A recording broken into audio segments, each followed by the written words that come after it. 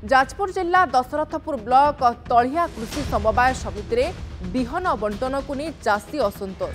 बिहन अपेक्षार थिबा चाषी समिति कार्यालय रे ताला पकाई होहल्ला करिसेंती। एजाए बिहन मिली नथिबारु ठीक समय चाष करिबारे असुविधा हेउथबा अभियोग करिसेंती चाषी माने। ई समवाय समिति रे पंजीकृत चाषी रहितबा बेले सेमानंकु सरकारी बिहनरु वंचित करा जाउछे। बारंबार चाषी को बिहन देवा कथा कही आसुतिले मध्य एजाए बिहन चाषी को मिली नथिबा कहिसेंती चाषी। अपरपटे जेउठी समवाय समिति गृह थिला गृहटी भांगी जिबारु एबे भड़ा दुकान घरे चलीछि समवाय समिति, जहाकु नै तीव्र असंतोष प्रकाश पाइछि। बिहन न मिलिबा पर्यंत समिति कार्यालय ताला खोला जिवो नाही बोली कहिसेंती चाषी माने।